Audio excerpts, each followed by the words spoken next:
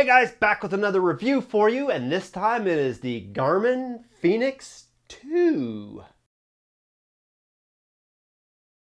Alright, Garmin Fenix 2, what did I think? Well, I'm not going to use this review to tell you how many gigaquads and transvestirites this watch has as compared to the Fenix 3 or the Sunto Ambit 29, because it doesn't compare to those. It's not what it is. It's an old model. I mean, this was released like way back in 2014, maybe 2013, you know, when dinosaurs walked the earth. But anyways, I bought this watch, and I bought this one because I needed a new watch. My old one was still working fine. It was a Garmin 405, but I've been getting into ultra running, and I needed something with a longer battery life. The 405, unfortunately, had about an 8-hour life on a good day. Obviously wasn't going to work for me. And I had about a $200 budget, so that put the new top of the lines just way out of reach for me. So I was doing some research online, and I found the Garmin Fenix 2. It does almost everything the Fenix 3 does, just doesn't look as cool, minus some other features. So I went with the Fenix 2 because you can buy these brandy new online for less than $200 now. I've seen them as low as $149 up to about $199. If you want the heart rate strap that comes with it, that's like another $30, $40 you have to throw in. If you do have an old heart rate strap from a previous Garmin watch like I do, it'll work fine with this. It just doesn't have some of the sensors the new one has. With that said, this does not have an optical heart rate reader. You still have to use the chest strap, which is fine by me because I know a lot will disagree. I don't know that the opticals are all that accurate.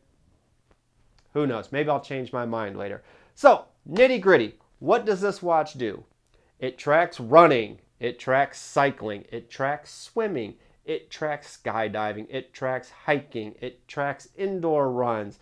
It tracks, I think, space shuttle launches or something. I don't know. It tracks everything and just gives you mountains of data that, quite honestly, I will never sift through all of it. And on top of that, it's a good watch. Just tell them the time watch. It's a good watch. Now, it does not have a touch screen or a color display. It's one single color, so if you're a person who's got to have the latest and greatest and all that stuff, not the watch for you. If you just need hard data that's reliable, great watch. I will say, if all you're looking for is a watch to run with and maybe cycle, there could be better options out there in the same price range if you don't need that super long trackability, that battery life in it. I think like the 620 and even the Garmin 235 are running right around that $200 range, and they have the color displays, and the 235 has the optical heart rate. So those might be a better watch that way, unless you're wanting to go long. Now, as far as battery life, they claim 15 hours in full-blown GPS, where I think it pings the satellites every second or 5 seconds, whatever it is. I ran a 50-miler with it a month and a half ago. Took just a shade over 9 hours and barely touched the battery life. I was probably still at 70% when I was done with the watch, so I have no problems believing it will go 15 hours. It has a smart tracker mode, which they claim will last 50 hours. I don't know how effective that would be on a trail run or a really, really long run, as I think it only pings the satellites at maybe once a minute or so, so that might be something more for like through hiking. I'm not quite sure for that. You can download maps to this watch. It only has, I think, 32 megabytes of memory, so you're not going to get a lot of maps, and they're kind of hard to read, but you could still use them. It's got so many settings. I still haven't been through all of them. I've been very happy with it.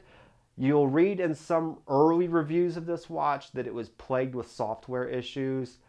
There have been so many updates that I'm pretty sure everything is fixed. I have had no issues at all. Now, I will say one thing that maybe some people won't like. It doesn't really bother me either way.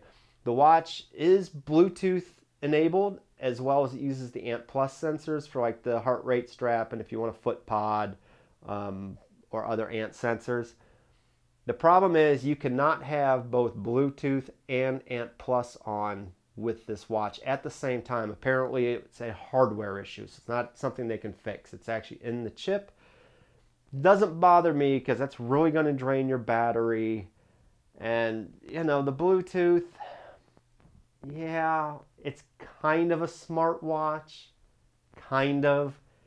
I've tried it. If you have it paired to your phone, it will let you know if a call is coming in and display the number. It will let you know if a text message comes in, and I think even a Facebook post I saw pop up on here. It doesn't show you what the text is or what the post is. You cannot answer it, so I guess if, you know, maybe if you want to see if someone important was calling, to stop and pull your phone out of your pack, whatever, maybe. No big deal to me. Doesn't bother me. I do know that they fixed that on the Fenix 3. Again, I don't care. You can connect it, as I said, via Bluetooth and upload your workouts directly to Garmin Plus, which then you can transfer to Strava or whatever you use. I will say this watch, and even other Garmin's I've tried, it's not the best connectivity. It'll work six times out of 10, and then I have to repair the device. I don't know if it's my phone, if it's the watch, a combination. I just slap it on the charger when I get home after a run, and it automatically uploads through Garmin Express. So again, not a big deal for me, might be a huge deal for others. Well, that's about all I'm going to say. If you have any specific questions, be sure to ask in the comments below. And if you found this video helpful, please like, share, and subscribe. It would mean a whole lot to me, as I enjoy making these videos, and I'll keep doing them either way. But until next time, guys, take care of yourself and be kind to each other.